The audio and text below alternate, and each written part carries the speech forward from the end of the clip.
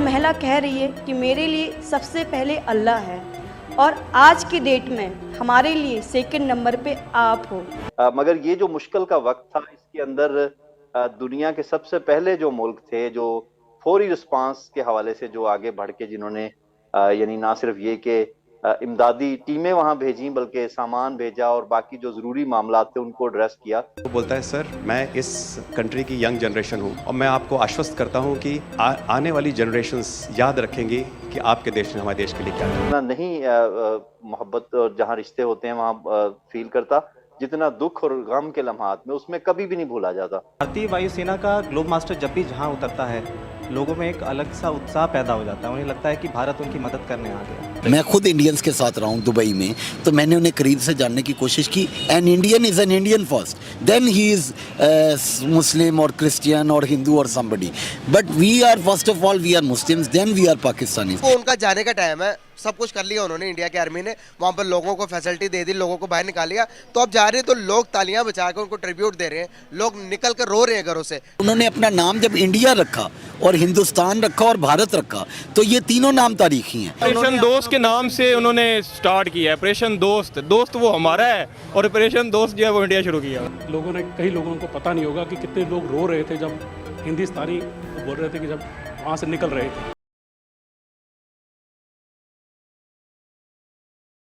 तुर्की के अंदर Indian army गई और इंडियन आर्मी ने मलबे के नीचे दबे हुए लोगों को बाहर निकाला, उनकी जानें बचाई। और बहुत सारी तस्वीरें और वीडियोस हमें ऐसे देखने को मिली जो कि पूरी दुनिया का इंडियन आर्मी ने दिल जीत लिया। गाइस, यही बात मैं पाकिस्तानी पब्लिक के पास जाकर करूंगा, लेकिन पाकिस्तानी पब्लिक इस बात पर यकीन कतई नहीं करेगी कि इंडियन आर्मी ने तुर्की के अंदर इतना अच्छा काम किया।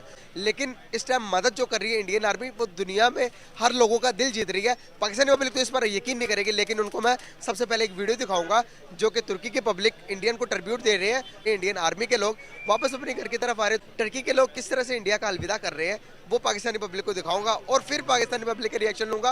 गाइस, सिर्फ और सिर्फ आप रिएक्शन चेक कीजिएगा किस तरह कहते हैं पाकिस्तानी पब्लिक के। एक वीडियो दिखाऊंगा क्योंकि पाकिस्तानी पब्लिक यकीन नहीं करती। जब मैं कहता हूं तो वो कहती है कि भाई आप मतलब कि इंडिया की ज़्यादा तारीफ़ें कर रहे हैं, इंडिया की तारीफ़ें क्यों कर रहे हैं, इंडिया की आर्मी की तारीफ़ क्यों कर रहे हैं। तो यहाँ पर मैं बताना ये चाह रहा हूँ कि हमारे तुर्की कौन है, मुस्लिम मुल्क है।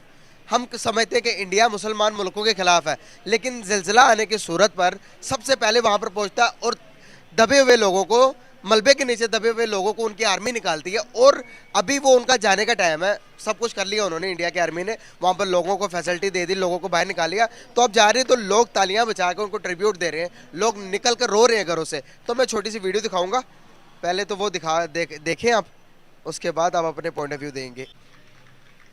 क्या कहना चाहिए? देखें, बात ये है, ये पता नहीं आपको मिसकंसेप्शन है कि इंडिया मुस्लिम कंट्री से खिलाफ है।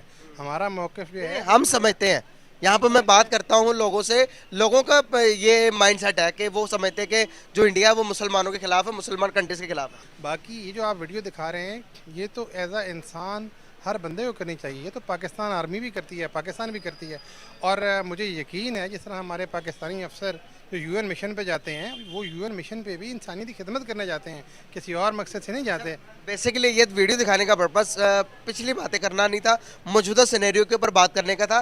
तुर्की के अंदर जब हालात ख़राब हुए तो सर हमने हमारे जो उनसे यहाँ से इमदाद भेजी गई, वहीं सामान भेजे गए जो तुर्की ने हमें सैलाब के तहत भेजे थे, जहाँ पर टेंट वगैरह और खाने पीने की जो अशिया थी हमने दोबारा तुर्की को भेज दिया।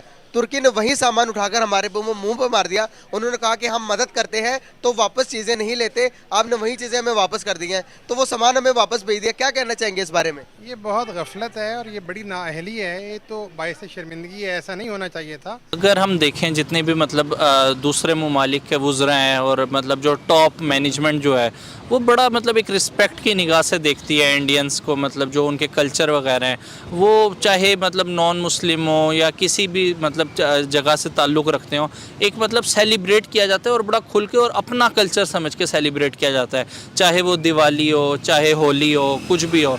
लेकिन अगर हम ईद की बात करें या जो पाकिस्तान में मतलब त्यौहार मुसलमानों के मनाए जाते हैं उनकी अगर बात की जाए, तो वहाँ पे मतलब उस तरीके से ना हॉलीडे मतलब दी जाती है और ना उसका उतना इतना शोर शराबा होता है जितना मतलब इंडियंस का होता है। इंडियंस जो है ना उन्होंने वहाँ की मार्केट्स को कैप्चर कर रखा है, ये हमें समझने की ज़रूरत है। अमीर तरीन जो दुनिया के लोग हैं वो इंडियंस हैं, उनके प्राइवेट जेट्स हैं, अपनी प्राइवेट एयर कंपनीज हैं, वो चेन्स ऑफ बिजनेस लेके चलते हैं, चाहे वो साउथ इंडियन हो या नॉर्थ इंडियन हो, वो वहाँ पर छाए हुए हैं। और अगर उनका कोई पुअर क्लास से ताल्लुक़ रखने वाला इंडियन भी हो तो एक इंडियन उसको ऑनरशिप देता है। मैं खुद इंडियंस के साथ रहा हूँ दुबई में, तो मैंने उन्हें करीब से जानने की कोशिश की। An Indian is an Indian first, then he is Muslim और क्रिश्चियन और हिंदू और somebody, but we are first of all we are Muslims, then we are Pakistanis. अब क्राइसिस ऑफ आइडेंटिटी यहीं से शुरू हो जाता है। प्रॉब्लम ये है कि इस्लाम एक मज़हब ज़रूर है, लेकिन बीइंग एक लैंड की जो हमारे अंदर एक पैट्रियटिज़म आना चाहिए था। आप खुद से भी सवाल करें और मैं अपने आप से भी सवाल करता हूँ, वो पैट्रियटिज्म सॉरी टू से ना हमारे एंसेस्टर्स ने हमें दिया, ना हमारे में वो पैदा हो पाया।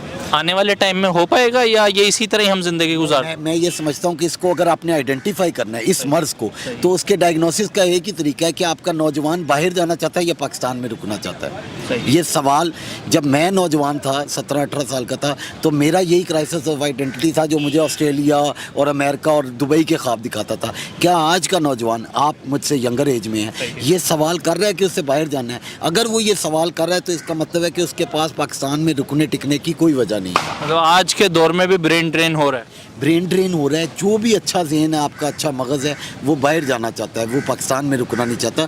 तो वो यहाँ की ऑनरशिप क्यों लेगा? जब हमारा बेहतरीन दिमाग, बेहतरीन मगज़ हमारा बाहर चला जाएगा तो यहाँ पर तो कूड़ा क्रिकेट बचेगा, और जो कूड़ा क्रिकेट बचेगा वो हमें सॉरी टू से हर क्लास में हमें मिलेगा, और वो बंद ज़हनियत के लोग हैं, वो हमें कहीं आगे नहीं लेके जा सकते। Last but not the least, आपने उनके साथ टाइम स्पेंड किया है दुबई में, आप बता रहे हैं आप रहे हैं। आपको नहीं लगता इंडियंस जो हैं वो मतलब एज अ नेशन जो है ज़्यादा नेशनलिस्ट हैं पाकिस्तानियों के? 100%, 110%। बल्कि हम पिछले दिनों एक बात कर रहे थे, एक अदबी महफिल में बैठे हुए थे कि उन्होंने अपना नाम जब इंडिया रखा और हिंदुस्तान रखा और भारत रखा तो ये तीनों नाम तारीखी हैं, जबकि पाकिस्तान इटसेल्फ तारीख में कहीं कोई नाम नहीं था। तो पाक लोगों का मुल्क, अब देखें कोई इसकी हिस्टोरिकल पर्सपेक्टिव नहीं बनती। सो इधर से ही आप पता चल जाए कि हम 75 साला मुल्क हैं, ये याद रहे, और वो एक 5000 साला मुल्क हैं।